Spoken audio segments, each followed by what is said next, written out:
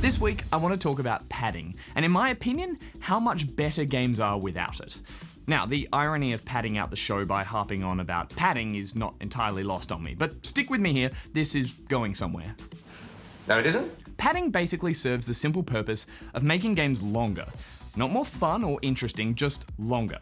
It's the repetitive puzzles, fetch quests, grinding levels, collectathon achievements, irritating escort missions, annoying minigames, overlong tutorials. The ways a game can be padded out are endless. Now, largely, I think we only have ourselves to blame. Look at any chat with a developer about their upcoming game, and you can bet good money someone will ask the age-old question, how many hours does it take to finish? As if it's the most universally important fact about a game. But they ask the question because gamers care about it. We have an innate desire for bigger, better games that promise excellent money to game length ratios. And that's totally understandable. Who doesn't want a chunky game that we can just sink our teeth into for months on end? You can just hang outside in the sun all day tossing a ball around. Or you can sit at your computer and do something that matters. The problem is, very few games out there can pull it off. You've got a handful of games in each generation that can, and I'm talking GTA, Diablo, Civ, Minecraft, games that manage to create huge, interesting experiences, but they don't feel padded out. These are the masterpieces of game design that have taken years to craft and give us interesting characters, well-written stories, inventive missions, even entire fleshed out games within that game.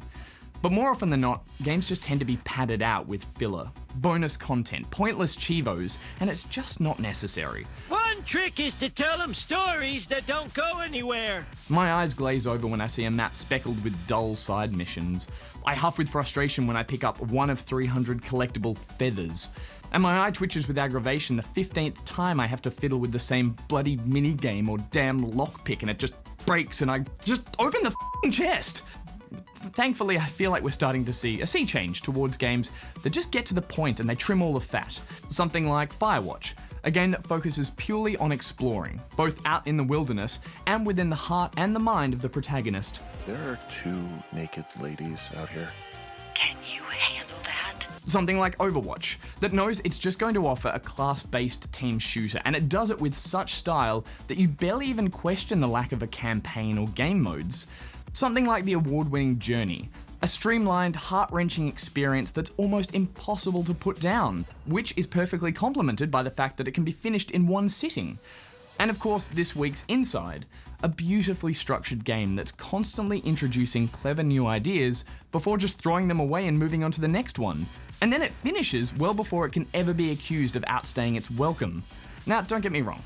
I'm not saying we should only have 3-hour indie games or well-designed team-based shooters. I just want games that know what they're trying to be, and they just own that. Don't muck me around with hours of faff just for the sake of creating content. It's filler and we can see straight through it. So whether it's story exposition, character development, extra features or bonus side quests, often less is more. And I want more of that, please. But that's just my opinion. Perhaps you enjoy spending hours doing mindless busy work or becoming the world's best lockpicker. Let us know your opinions on social media, and Nick and I will discuss it on tomorrow's episode of Pocket.